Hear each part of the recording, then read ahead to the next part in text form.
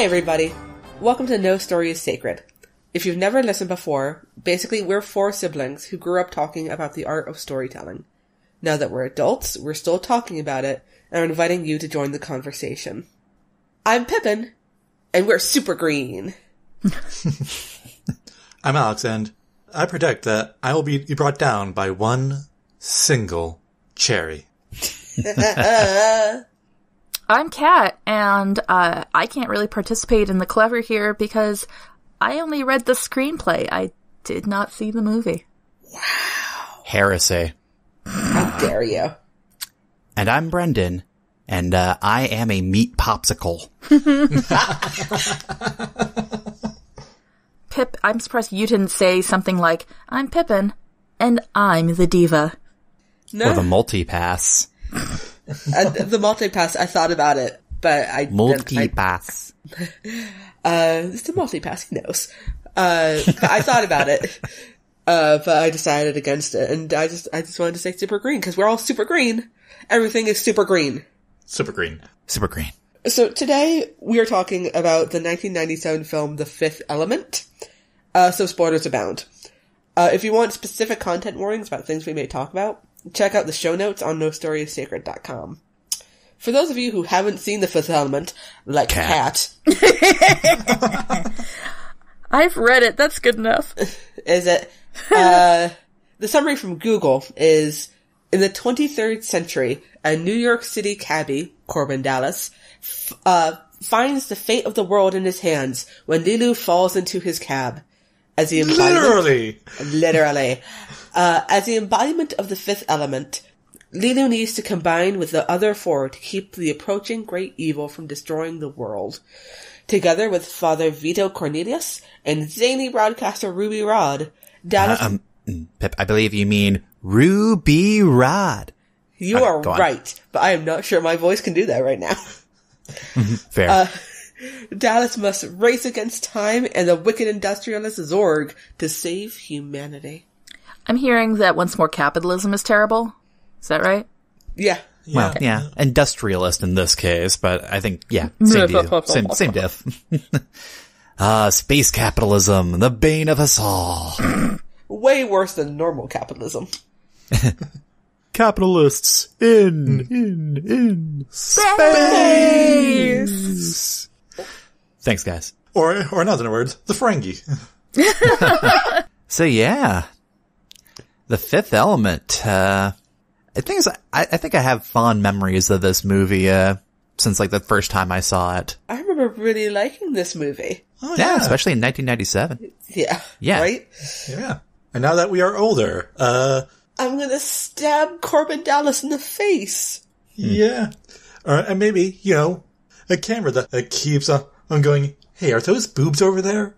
Let's go and see. Oh man, I meant to watch the YouTube video Born Sexy yesterday for this. Oh yeah. Oh yeah, I saw that. Well, we'll link to it in the show notes.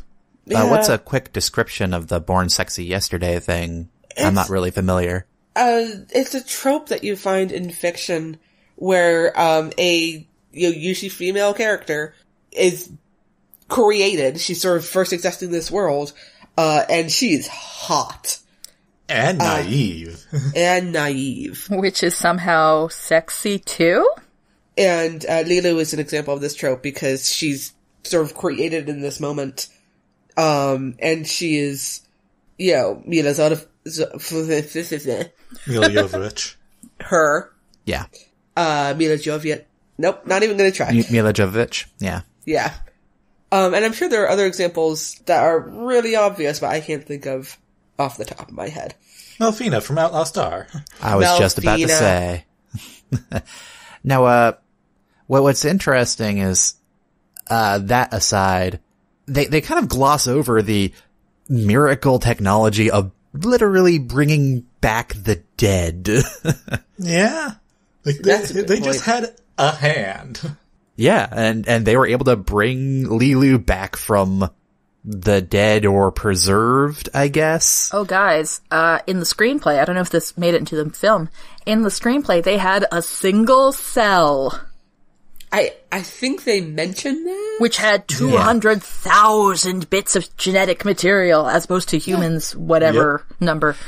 Yeah. I didn't mind that. Yeah, I mean, you get one impossible thing per story. A couple impossible in this case, but yeah. She is literally perfect. Like, okay. Perfect. Oh my god, they said perfect so many goddamn times. It was Perfect. part of the prophecy, Pippin. God. Whatever. But, like, to get right to brass tacks there, like, Lilu there is the fifth element, heart, whatever, and... Wow, that was a very subtle, Captain Planet dig. What kind of name-up's power is heart anyway? Apparently it's shooting sky beams before they were cool. Yeah, together with the other four elements, they, as Pippin said, literally stop a great evil that comes once every 5,000 years. Really, as a character, we needed more development for the great evil. Right?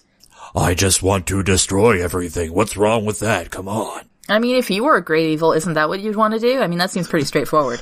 And your specific target is Earth. What are your ambitions beyond that? I really haven't thought beyond that. He wants to open a cafe. I was thinking that he'd finally start getting back to his pottery. Yes. Destroy all life in the universe, and now pottery. Anyway, like, the evil shows up, they're about to send all the elements to Earth, and ambushes happen, bad guys paid off by the evil industrialist Zorg essentially destroyed the fifth element, Lilu, and they reconstructed her with magic.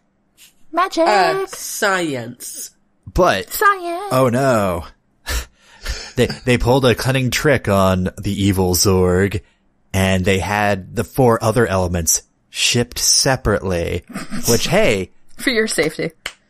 Bravo for OPSEC. Yeah, seriously. No, For once, that's not fucked up. yeah. Just so everyone knows, the other elements are rocks. The fifth Yeah. element is a person. I just want to make that clear. No. She was originally a rock. I'm not sure how I feels about that.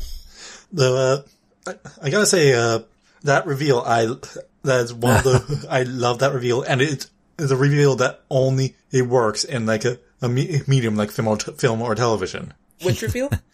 Oh, the fact that the rocks were shipped separately. Yeah. Well, yes. Zorg opens up the case.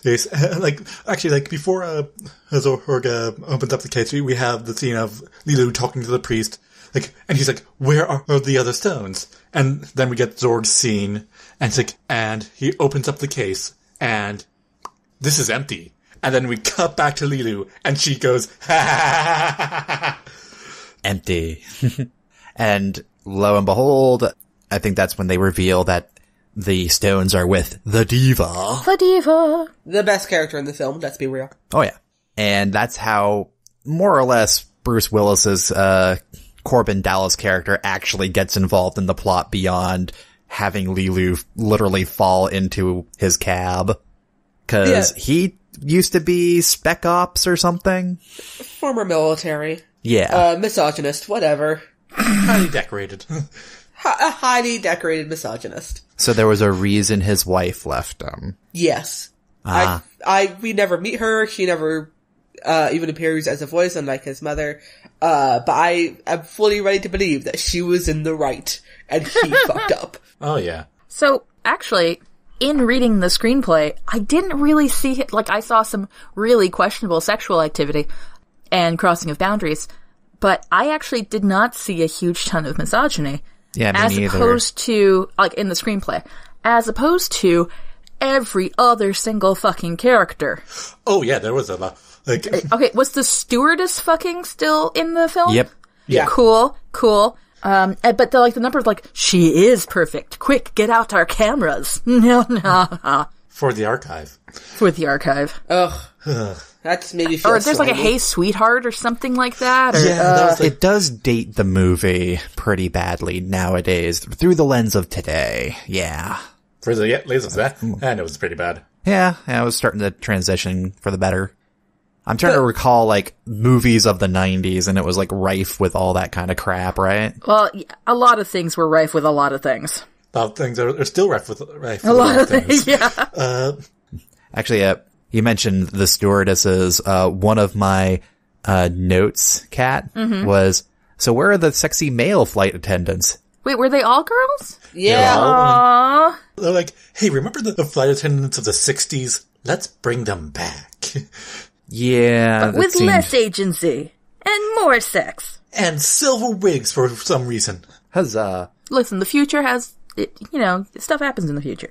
But yeah, I guess Corbin and Lilu, through shenanigans, take this weird flight with the radio host, because space radio, that's where it's at. Radio is not a dying art form. I mean, really, it would boom in space, because I don't think they'll be able to transmit visuals very well for a while. Actually, you know what it is? It is his live podcast.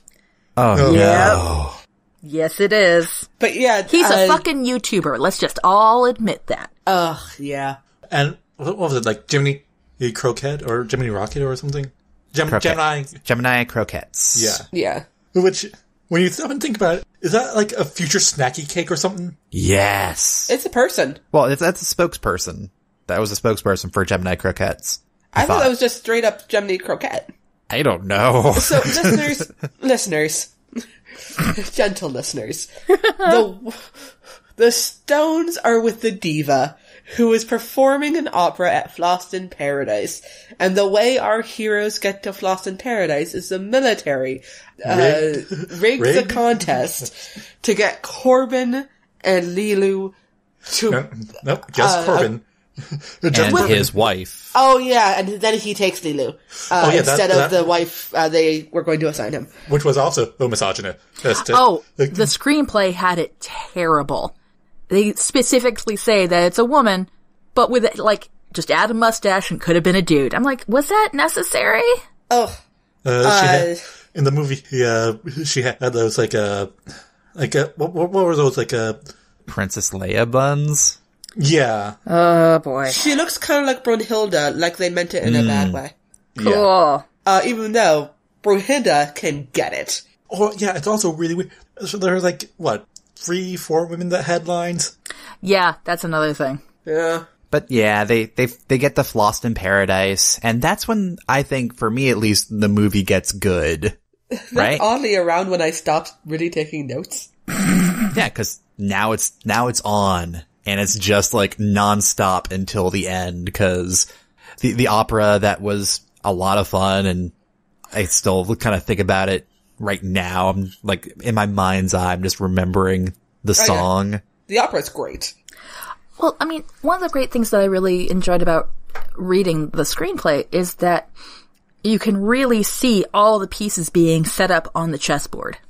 So you have, okay, so these people are going to Floston or whatever it's called. These people are going to Floston. These people are going to Floston, and these people are going, there's literally 5 different sets of actors, as it were.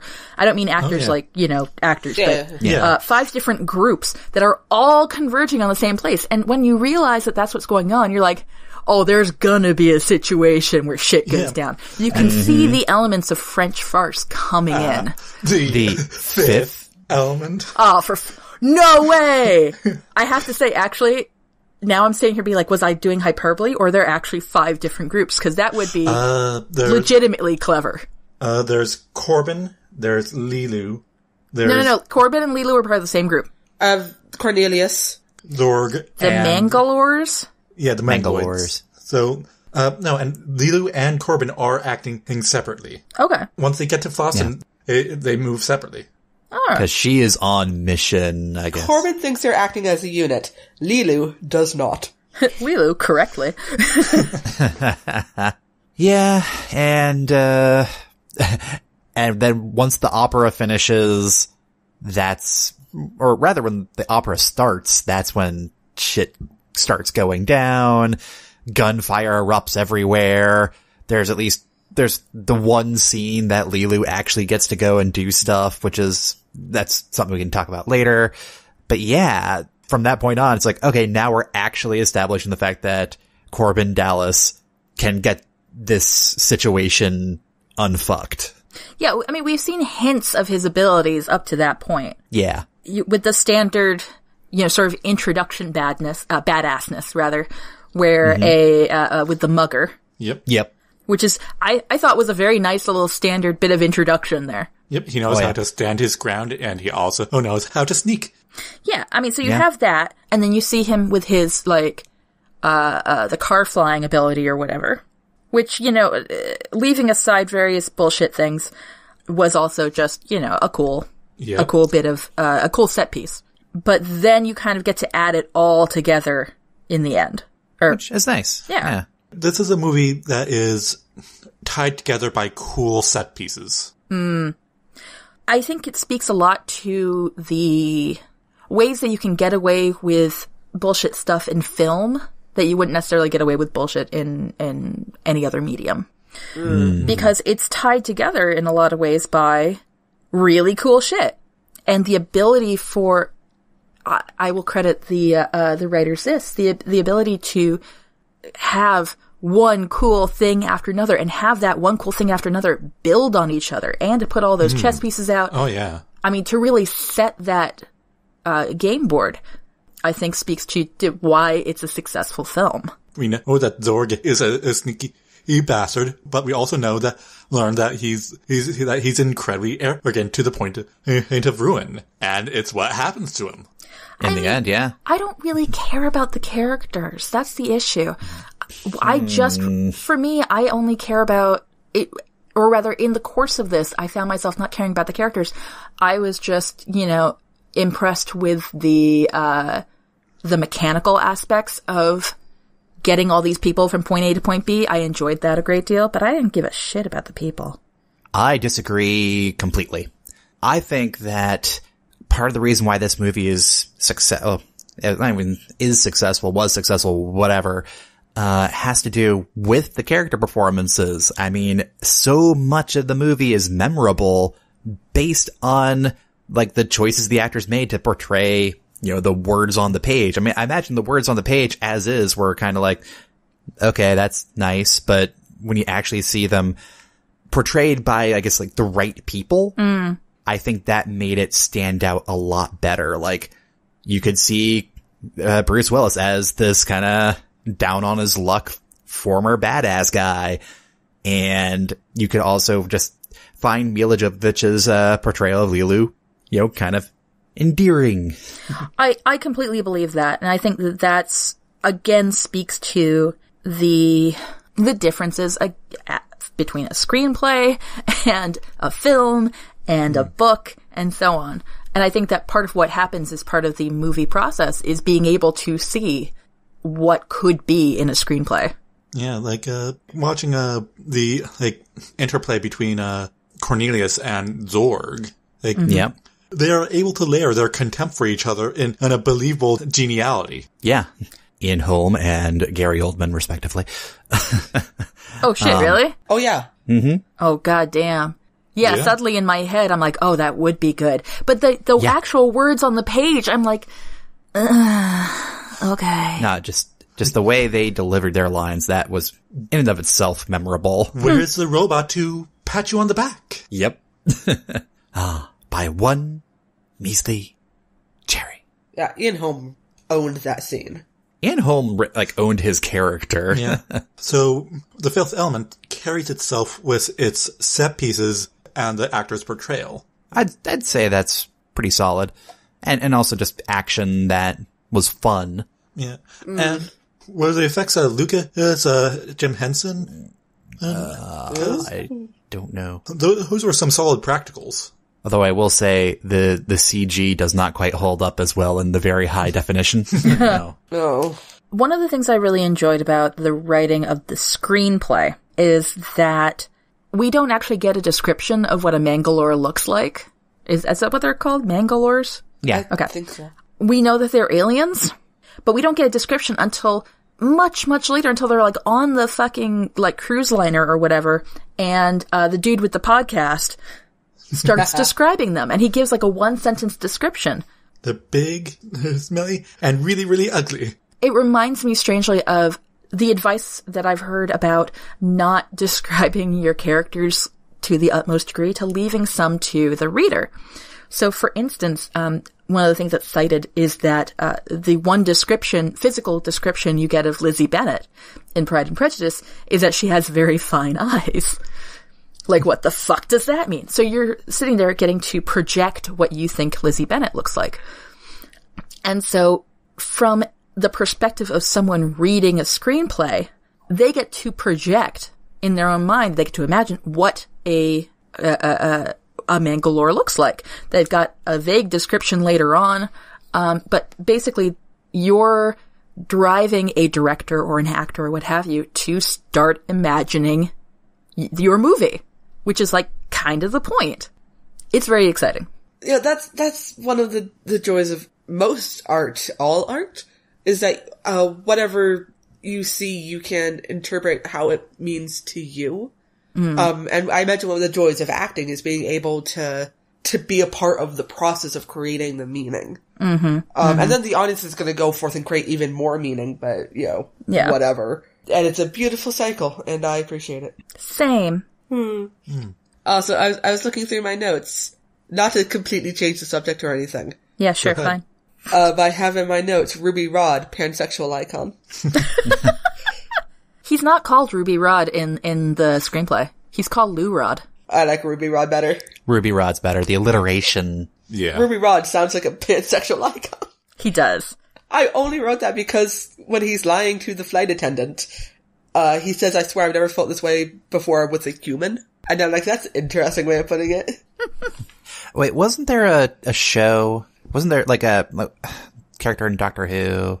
Yes, there was. Jack Barrowman. Captain Yeah. Captain Jack. John Barrowman, Jack Harkness, FYI. Oh, okay. Fine. I don't think he'd correct you. I don't think he'd correct us either. But isn't the stance like once you sleep with an alien, really what does it all matter anymore? Why limit yourself? Exactly. Steering us back around to the Fifth Element. I mean, is there anything else to really talk about? Well, they save the world. They do, but not after she learns about war. Yeah. She's real tempted to just let us all burn, and you know what? Can't blame her. Wonder Woman had the same issue. Although, here's the thing, this in theory happens every 5,000 years. I am, let's just say, 99% sure that we had wars 5,000 years ago. Yeah, but not the internet. Yeah. So she just didn't have the ability to look up what people were doing.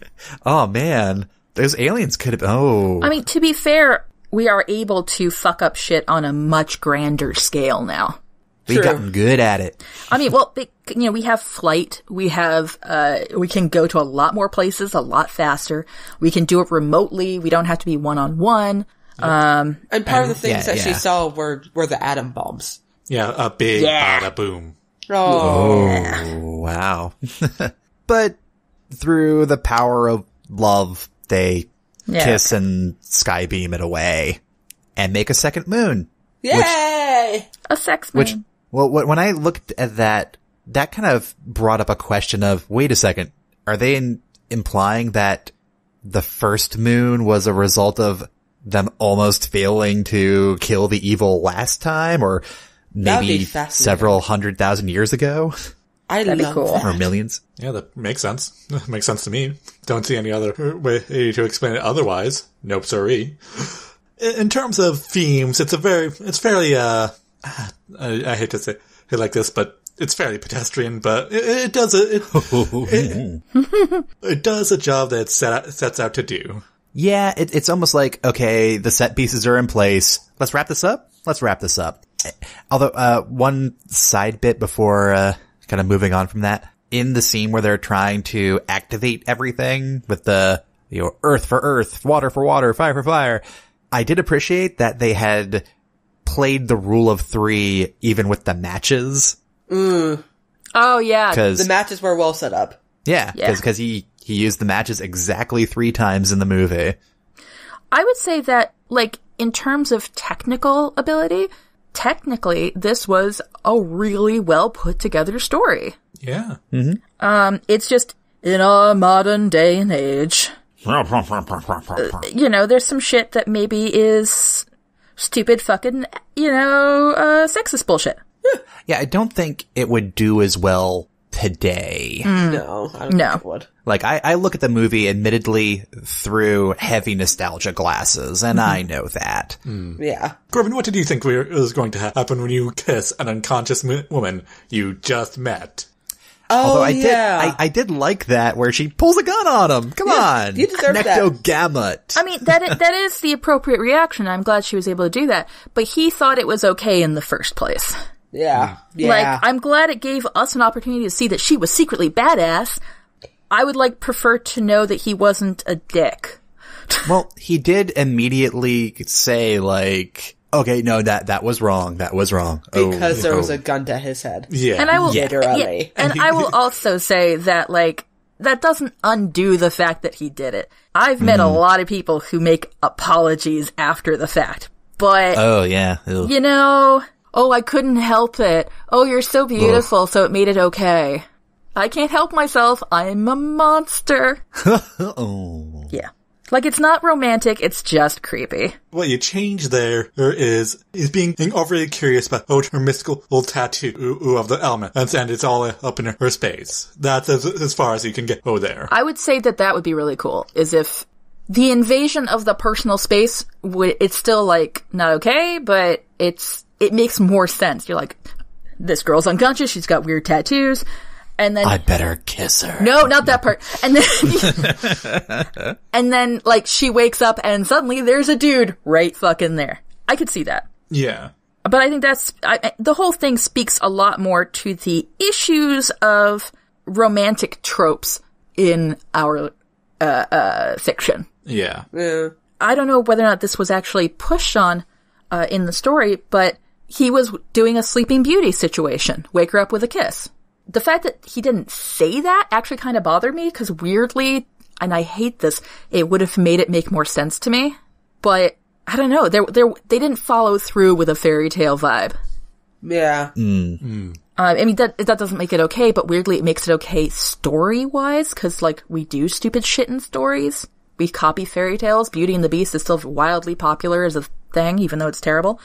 If they'd said it out loud in some way, then they could have hung the lampshade on it with the gun. Yeah, it would have been lampshaded. I see. Yeah, exactly.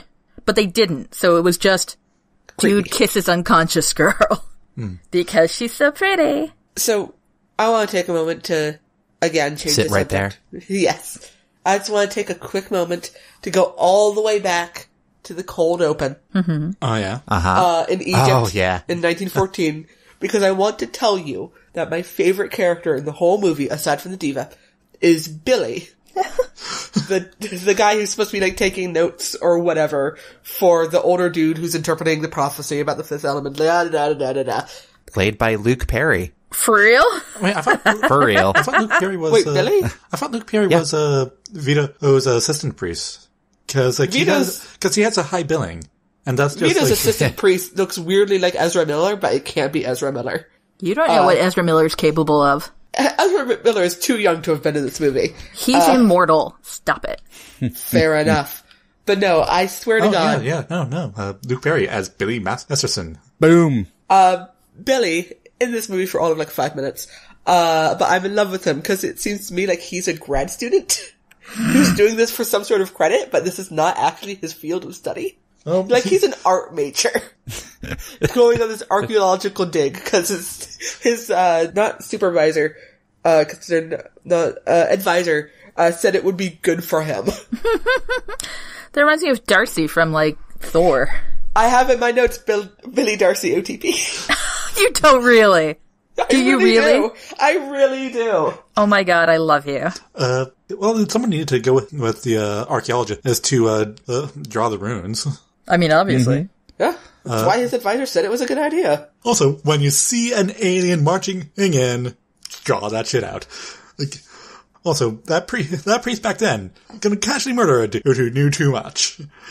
Listen, you gotta do what you gotta do to protect the goodness and the perfect.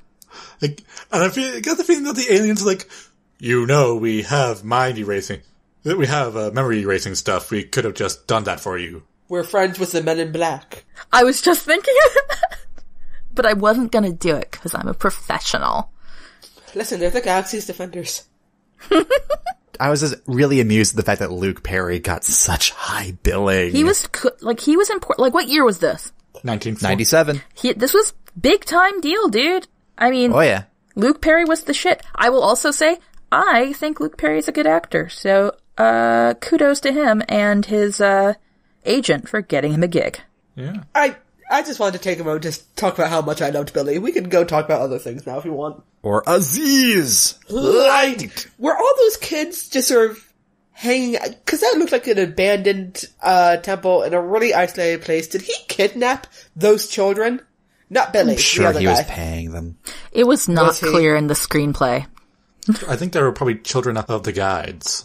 And like, hey, like a few dollars, hold this mirror or to get light in. What about all the other children outside?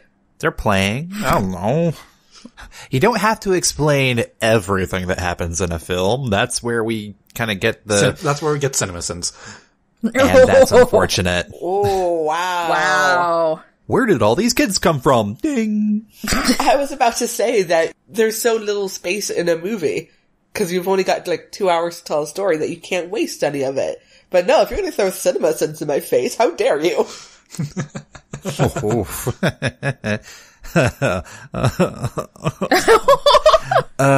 Anyway. And I'm going to do a random appreciate the hand wave. We need to get Lily into makeup. Hand her instant makeup box, and then like look at it in surprise after it applies makeup on her, and then like there, done. She has makeup for the rest of the movie. Doesn't run. The one shout out I'll do is the Zorg scene, because we haven't talked too much about him, but I want to have a quick appreciation for the conversation he has with the assistant going like, now a true killer would have asked about the little red button, and then cut to pressing the red button on the guns that he gave to the Mangalores, and they all explode. I'm like, that's a fun villain move. I appreciate that. Yeah. I want to use that in villains I make. Oh yeah. This movie does the cut to does the cut to the joke very nicely. Yeah, I think you mentioned it's kind of like the French farce style. Yeah. Mm-hmm. They're very farcical in their cuts. It would surprise no one that the director of this is French. Really? Yeah, Luc. Yeah. Correct. Luc Besson. Well, goddamn. Yeah. I was kind of assuming you knew when you were starting to talk about the French farce elements. Nope. I'm just edumacated. Yeah, he also did Leon the Professional. Okay. Another movie. Leon. Okay. It's a good, Yeah. It also I like how movie. Brendan's like, it's good, well. It's also got It's issues. also a movie. It has issues as well. But it also has Gary Oldman being freaking crazy. Crazy Gary Oldman. Do we have anything else to talk about the Fifth Element before we start talking about changes? Because we've already talked at length about it, surprisingly. Pip, do you have a random shout out? Or actually, no, you Billy already... was my random shout out. Oh, yeah. Billy, No, I don't. Don't be a hero. Okay. So we've talked about the Fifth Element at length now. I think we're ready to talk about maybe things we'd change in it. Like, approach how you will. I think I have an approach for how I'm going to do it, but I'm curious what you guys might do. So, I'm gonna leap right in. Fuck all y'all. Go for it. Understandable at this point. Go ahead. Listen, it's gonna be obvious. It's gonna be, Pippin doing her thing again. But I've decided this entire cast needs to be women. Yes. Yeah. It is a sausage fest. It really is. But, Corbin Dallas as, down on her luck. Ex-military cabbie. yeah. Okay, That'd be Pippin's like down amazing. for the count right now already. Wow. Yeah, I don't really have anything to add to that.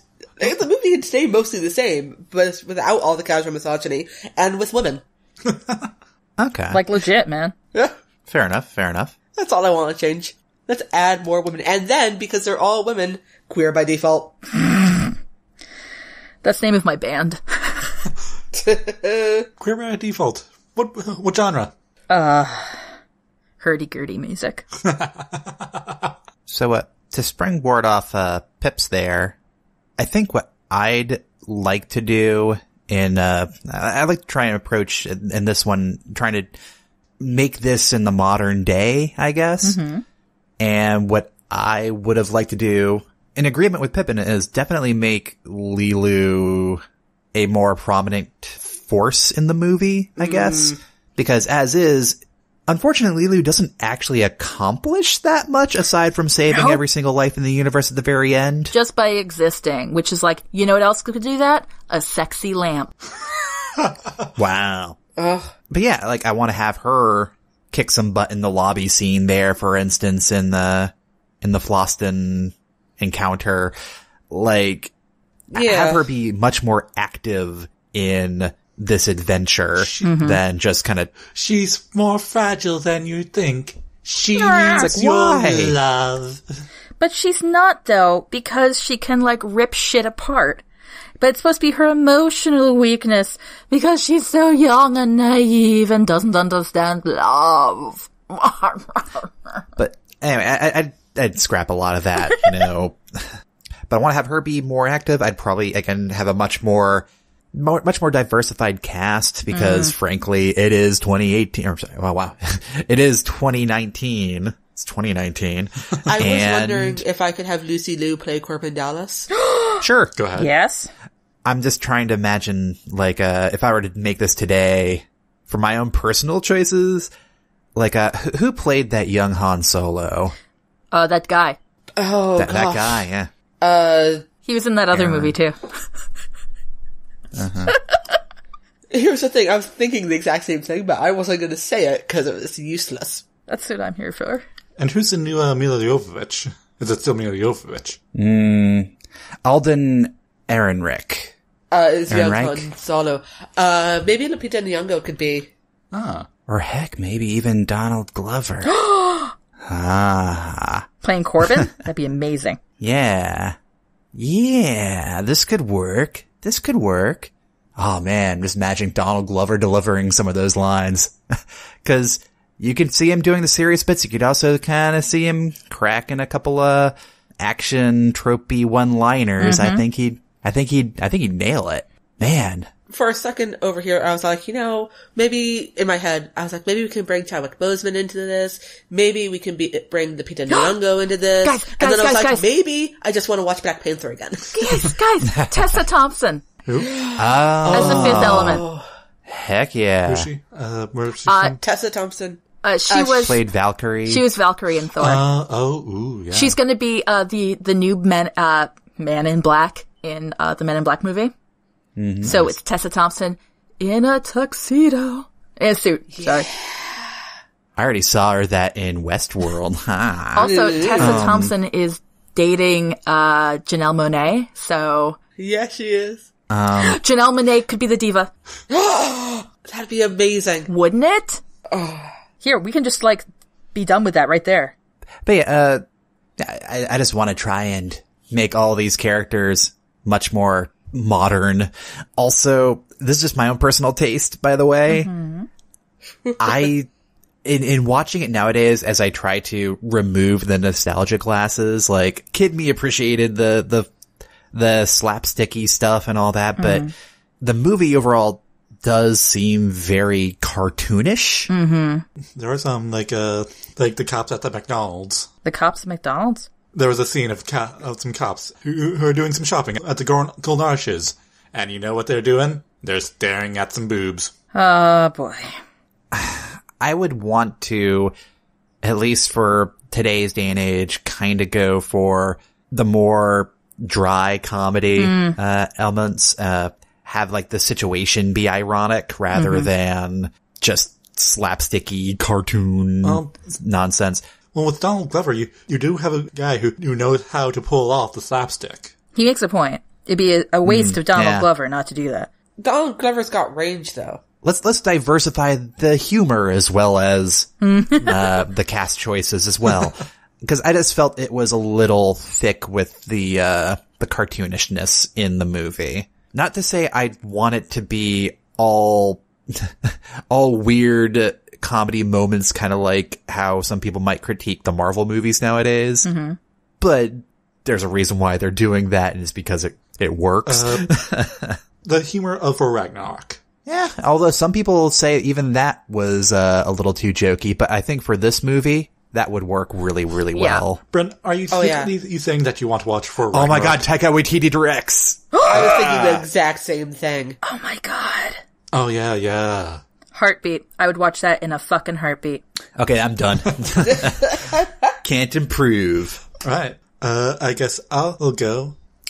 Yeah, I think I'd want to see a sequel kind of story for this. Like, she's a perfect being. What is she going to do now? Is she immortal? Shrug? Is she strictly, like, I don't want to say human or even alien, is she strictly, like, perfect. Is she a god? Is she, like, she's even... the fifth element. Okay. They don't take time explaining it in the movie, although in the movie, I don't think they had to. That's where the sequel can go, right, Al? Yeah. The exploration of okay, you defeat the great evil. Your entire being was defined in relation to that. It's not coming back for another 5,000 years, so what are you now? Mm-hmm.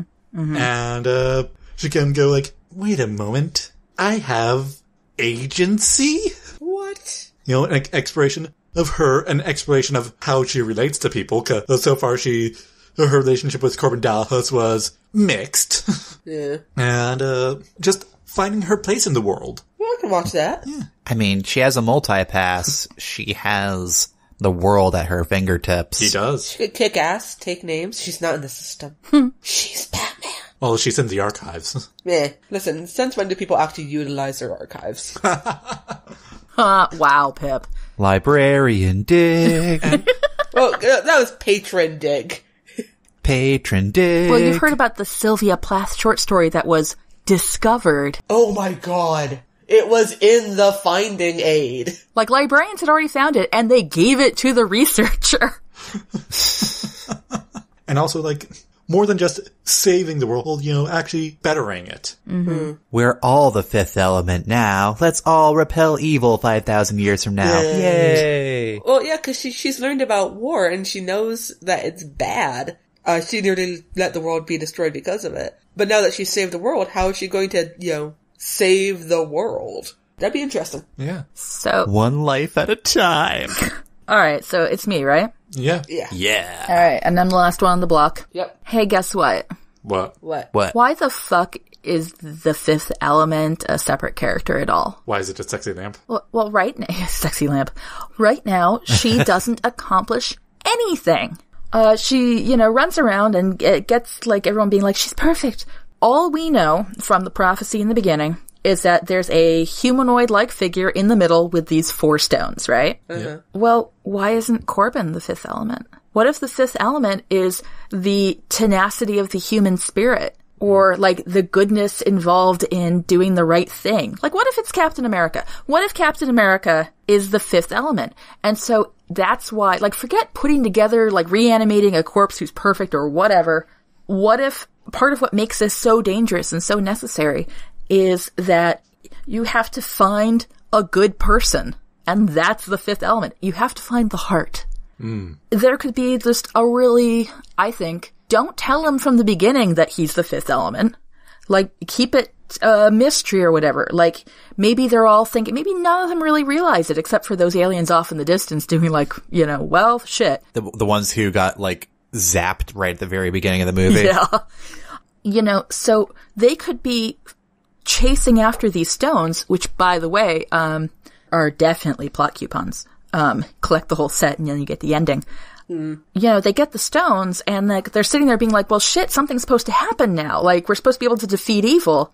And then that's when the reveal comes somehow. I mean, and to be fair, and bringing this again somehow right back into the Marvel Cinematic Universe, the bit where, like, in Guardians of the Galaxy, it turns out all their friendship together, holding hands, lets them defeat the stone, or whatever, not die. maybe he, I don't know, holds the rocks in his hand and performs an act of sacrifice in order for the good of mankind. And then suddenly his body fills with light, and the stones circle about his head, and his eyes get all glowy, and he defeats evil, and then he collapses to the ground and asks, what happened? And it's like, you were the fifth element. Title drop! I was destined to wear sexy bandage clothes. Yes. No, I still want him, like, he had all the elements, let us say, of heroism in there, but he'd let himself, he'd been cashiered or whatever. No, he just, like, retired or something.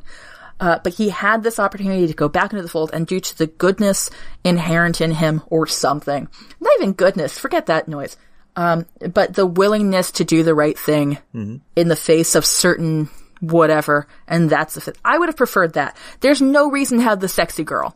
Unless she herself, it becomes Corbin. You did kind of mention there with like, why did he leave? It's only kind of hinted at, but they did say that out of his entire unit, he was the only one left alive. Yeah. So he's dealing with PTSD. Oh yes.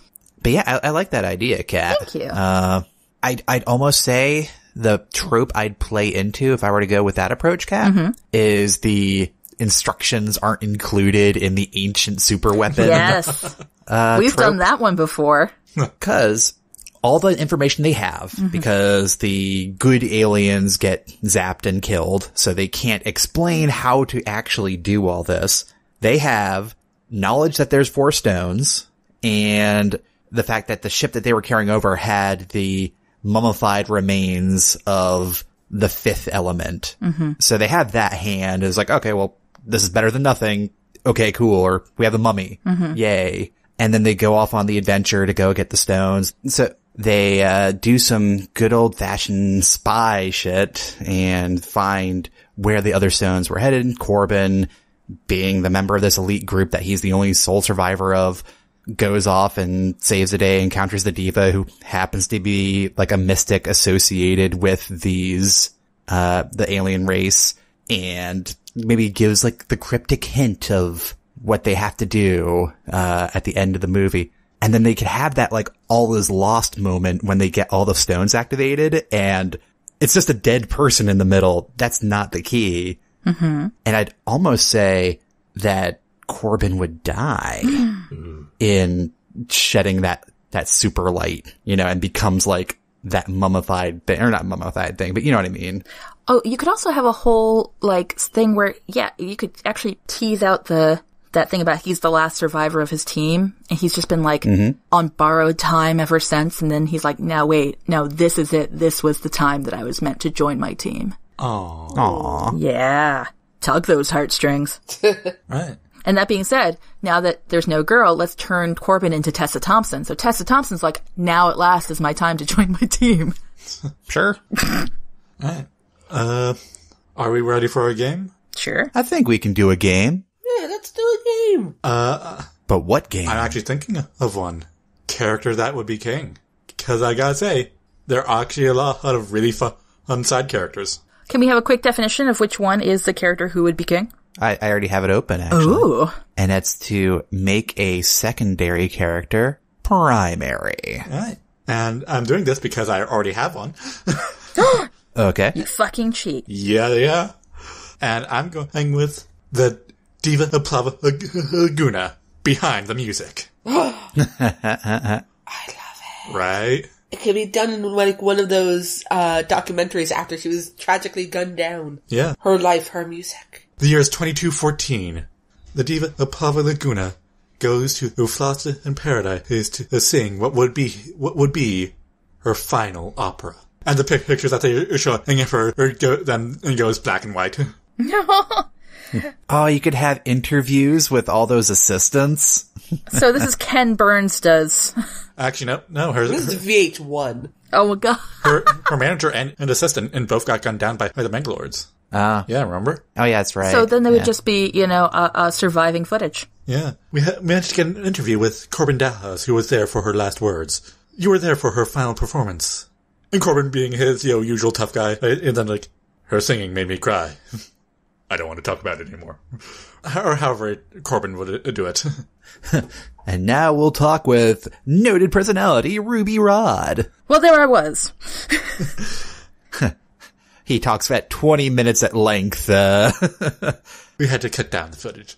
Well, actually, if it's the documentary footage, they have a lot of the Diva's final moments because of Ruby Rod's show. Mm-hmm. True. Yeah. It was recorded live. Oh, yeah. Diva Pavlikuna led a double life. While a singer, she was also a magic double agent. Are we really going with this? Yeah. Go on. That's true. Hey, did we ever find out how she was involved in the whole I have the stones thing? They were inside of her, but we never found out how or why. She was friends with the Montechiwans. She was somebody they could trust. Okay. They really liked her music. Yeah. Did she, was she part of the weirdo, evil fighting religion? We could know so much more about her. Yeah. You don't know. You don't know. Yeah, but we don't have to explain it in the movie itself. But in this one, sure. Mm-hmm. She could have been raised in an orphanage that was run by whatever her church Vita Cornelius is part of. Yeah. Makes sense to me. Oh, yeah, they start going into her early childhood. Yeah. Oh, that seems fun. Yeah. Cat. Oh. So, yeah. Cat. Oh, okay. So, to a certain extent, I feel like I did this to a degree with the turning, getting rid of Mila Jovovich and getting Tessa Thompson in there. Let's make, Ruby Rod the main character. I want a day in the life of him. Because I don't think that this goes over the course. I think this goes over multiple days in the story, right? Maybe two. Okay. 2 days. And, Ruby he was only there from the evening to the following morning. Okay. Alright. Ruby Rod, he comes off as a fast talker. He's got his own podcast. He's apparently famous. He can pull like crazy. Pansexual icon. Yep. So, let's say, I want this to be a comedy. And I want him to, day in life, he does not realize that by the end of the day, he's going to be shot at by multiple people. We could even get, I say day in the life, but let's not even do that. You show a brief montage right in the beginning of his day-to-day, whatever. Monday, Tuesday, Wednesday, Thursday. And then this is Thursday. And he starts his day and then shit goes down. And let's give him much like Rosencrantz and Guildenstern, where all the big plot is happening on behind the scenes, as it were, or to the side, and we're just seeing him fuck around, trying to figure out what's going on. He thinks there's a completely different mystery happening. Suddenly there's a bomb, and then he finds love. At the start of his movie, his limo nearly gets hit by a cabbie. Gets hit. Yep. Okay. All right. I'm gonna pull a saving thing out of here. So in the movie, the diva definitely dies, but let's say that noted sex adventurist Ruby Rod has actually been secretly in love with the diva. They were childhood whatever. There was a brief fling. She left to go become a diva, and then he has been just sort of fucking his way across the universe to try to forget her. And then she gets shot in the course of this other plot going on, and she lives. Power of love. We get some, it's a comedy, but we also get some, sweet characterization. They go off to live happily ever after on their new music podcast. Higher and lower combine. Yay! There. Cool. Pulled that out of my ass.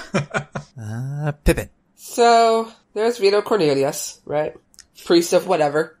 Has been waiting his entire goddamn life for this goddamn moment. Mm-hmm. Never mind that he managed to fuck it up. Originally through no fault of his own, fine, but let's face it, he was kinda bumbling to begin with. But, his entire priestly order is based around this one thing. I want to know more about it. About the priestly order? Yeah. Okay. So I want to know more about, what went into his training, how he is training, not Ezra Miller. What was the original plan? I just want more of him. Because also Ian Holm can then act it the fuck out. Aw, yeah. Nice. And any little gems that you can think of from that setup, Pip? I can just see him, ordering the apprentice around. And he seems like the kind of guy where most of what he's doing has a purpose. But on occasion, he tells him to go pick up his laundry, not because there's a lesson, but because he didn't want to pick it up himself. Of course. Makes sense to me. Does he eat at a local diner, or does he get mostly, a microwave food? Because we see Lilu eating, instant chicken, and from his, from the dehydrated chicken and pills or whatever. Mostly microwave food. Dehydrated chicken pills. He really needs to start eating better. Well, he had a purpose, and then he lost it. Maybe he was in danger of losing his faith, and then this whole thing happened. Oh, that'd be really sweet. And then it fell apart, and he was like, oh, god damn it. So to speak. Yeah. Huh. Oh, so is it me? It's you. Man, I don't have many characters left here. You could do Not gonna Lilu. do Zorg. What? I was gonna say you could do Lilu, because it's not like she was the main character of the goddamn story she was named after. That was my main story treatment, and I'm not gonna repeat there. Fair enough. And I'm not gonna do Zorg, but I am gonna do is I want to do The Cops. We're gonna do a comedy cop drama with those gigantic, cumbersome suits they have to wear. They're always complaining about them. They're just really bad at their jobs. They're future cops. Future cops. They wear funny helmets. They have tap lights on their chests. What you gonna do when they eventually get to you? Exactly. I just think that when I think about The Fifth Element, I always remember those police uniforms and how just utterly stupid they were. They are. And I have to imagine the cops there complain about them constantly. It's like, sir, we're crawling around an event. Why are we wearing these things? I'm deeply sad because my not watching the film means I don't know what these costumes look like. Ridiculous. Okay. Absolutely ridiculous. You think I was joking about putting a tap light on their chests? Well, now I I'm wasn't. not. It is kind of silly. I think it's meant to convey like they're wearing like super bulletproof armor or something, but no. Like the Zorg stuff, you can probably rip through their armor like tissue paper. And it does. He showed them. Yeah. That mannequin was wearing police armor. Yes, it was. And it's only because I just think, yeah, that'd be more fun to play with than just the, oh, Zorg was actually thinking about doing, the good thing, huh? So you can have Hot Fuzz in the future. Yeah. Or Brooklyn Nine-Nine. Yes. In stupid uniforms. Cool motive, still murder. Though randomly a character that's also could also work as Cornelius's assistant. Yeah. I don't know, he's just kind of dull. He had a moment to shine right at the very end of the movie, and I appreciated that. Well, he's the one who brought out Lilu's clothes and the music box. And like, what's in her closet, young man? Listen. Well, the outfit that Lilu eventually picks out. Listen. I support him and who he chooses to be. Yeah. And hey, he gets the temple set up. So, good on him. Good for him. Yeah. So yeah, I can concede that this movie overall, by the way, is perhaps best viewed through the lens of nostalgia nowadays. But you know what? I'll wear my nostalgia glasses with pride. Yeah, I remember loving this movie as a kid, but these days I watched it again and I was all like, huh. Like oh no. Like just imagine Jake Peralta watching it. Oh no. Okay. Okay, I think with that we're done here, so... Yep. As always, if you have a story to submit, head on over to nostorysacred.com/submission. Follow us on Twitter @nostorysacred, or send us an email through contact@nostorysacred.com. Your hosts have been Alex MacDonald, Brendan MacDonald, Pippin MacDonald, and Catherine Crichton. Editing for this episode done by Brendan. Transcript done by Ashley DaCosta. Art by Jay Wolf. Show notes and transcript are available at nostorysacred.com. Thanks for listening, everyone, and please rate, review, and subscribe to No Story is Sacred. You can also visit our Patreon page to support the show and get neat rewards at patreon.com/nostorysacred. See you next time when we talk about The Cask of Amontillado by Edgar Allan Poe. Oh, yeah. It's good. Getting that meme energy going. Memergy, you mean? Oh, wow. We're not doing better than that. Keep going now. Until then, where no story is sacred and any story can be changed. I'm Alex. I'm Kat. I'm Brendan. And I'm Pippin. And we're No story is sacred.